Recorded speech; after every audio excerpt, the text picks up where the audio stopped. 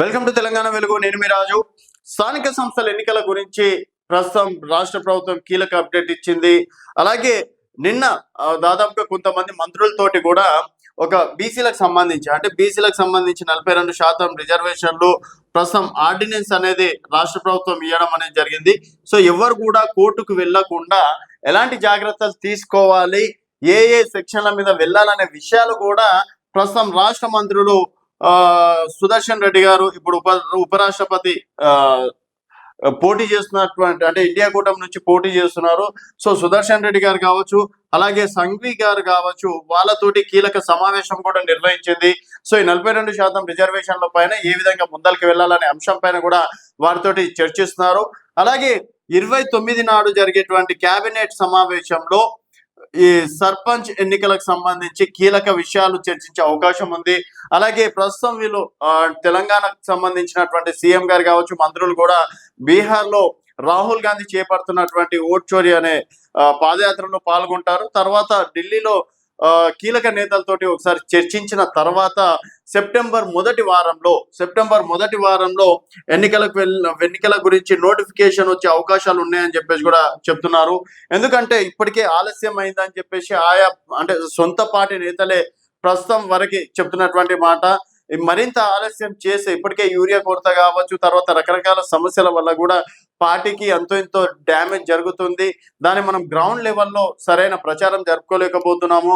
So అక్కడ సరే కేంద్రం నుంచి యూరియా బస్తాలు రావట్లేదు అని చెప్పేసి ఏకంగా రఘునందన్ రావు గారు చెప్పినప్పటికీ దాన్ని ప్రజల్లో తీసుకెళ్లడంలో కొంతవరకు ఫెయిల్యూర్ అవుతున్నాము. ఒకవైపు బీఆర్ఎస్ సోషల్ మీడియా వచ్చేసి యాక్టివ్గా ఉండేసి కాంగ్రెస్ వల్లనే యూరియా కష్టాలు, కాంగ్రెస్ వస్తేనే యూరియా కష్టాలు మొదలవుతాయని చెప్పేసి ఆనాడు కేసీఆర్ అసెంబ్లీలో చేసినటువంటి ప్రసంగం అనేది ప్రస్తుతం సోషల్ మీడియాలో హల్చల్ చేయడం, తర్వాత ఇట్లా రకరకాల కారణాల వల్ల 6 గ్యారెంటీల్లో 2,500 రూపాయలు ఇవ్వకపోవడం కావచ్చు, తర్వాత తులం బంగారం ఇవ్వకపోవడం కావచ్చు, తర్వాత 500 సిలిండర్ సంబంధించి ఇప్పటివరకు చాలా మంది లబ్ధిదారుల ఖాతాల్లో డబ్బులు పడకపోవడం కావచ్చు, ఒక రకంగా ఫ్రీ బస్సులు కూడా కొంతవరకు మైనస్ కావచ్చు. ఇట్లాంటివి చెప్పుకుంటూ పోతే కొంతవరకు కాంగ్రెస్ పార్టీ పైన నెగటివ్ ప్రచారం అనేది ఎక్కువగా ఉంది. సో మరింత ఆలస్యం అయితే ఉన్న స్థానాలు కూడా వచ్చే పరిస్థితిలో లేదు. అందుకని త్వరగా ఎలక్షన్స్ పెడితే బెటర్ అని చెప్పేసి కూడా రాజకీయ విశ్లేషకులు అలాగే సొంత పార్టీలో ఉన్నటువంటి నేతలు చెప్తున్నారు. సో ఇవన్నీ వాదనలు విన్న తర్వాత ఆల్రెడీ ఇప్పుడు 27వ తేదీ నాడు గణేష్ చవితి. సో 9 రోజులు కూడా ప్రతి నియోజకవర్గంలో ప్రజాప్రతినిధులు బిజీగానే ఉంటారు కాబట్టి సో ఈ 9 రోజుల తర్వాత అంటే సెప్టెంబర్ మొదటి వారంలో ఎన్నికలకు సంబంధించి ఒక కొలిక్ వచ్చే అవకాశం ఉందని చెప్పేసి కూడా చెప్పుకోవచ్చు. ఆల్రెడీ సెప్టెంబర్ 30 వరకు హైకోర్టు డెడ్ లైన్ విధించినటువంటి విషయం తెలిసిందే. మరి మొదటగా జెడ్పీటీసీలు, ఎంపీటీసీలు ఎన్నికలకు వెళ్తారా, లేకపోతే సర్పంచ్ ఎన్నికలకు వెళ్తారా? సర్పంచ్ ఎన్నికలకు వెళ్తేనే పార్టీ గుర్తులు ఉండవు కాబట్టి కొంచెం సులువుగా అవుతుందని చెప్పేసి కూడా కాంగ్రెస్ పార్టీలో నేతల అభిప్రాయం. అయితే మరి దీనిపైన మాత్రం ఒక క్లారిటీ రావాల్సింది. జెడ్పీటీసీ, ఎంపీటీసీలకు వెళ్తారా, లేకపోతే సర్పంచ్లు, జెడ్పీటీసీ, ఎంపీటీసీలు ఒకటేసారి నిర్వహిస్తారా అన్నది మాత్రం దానిపైన కూడా చర్చిస్తున్నట్లు కూడా తెలుస్తుంది. సో 30 తేదీలోపు సెప్టెంబర్ మొదటి వారంలో కనుక నోటిఫికేషన్ ఇస్తే దాదాపు 20 రోజుల సమయం ఉంటుంది. సో 15 రోజుల్లో ఎన్నికలు ప్రచారం కంప్లీట్ చేసే అవకాశాలు ఉంటుంది. అంటే స్థానిక సంస్థలకు ఎన్నికలకు సంబంధించి 15 రోజులు అవసరం కాబట్టి సో సెప్టెంబర్ 10వ తేదీ వరకు నోటిఫికేషన్ ఇచ్చిన 30వ తేదీ వరకు ఎలక్షన్స్ ప్రక్రియ దాదాపు 20 రోజుల్లో కంప్లీట్ చేయొచ్చు.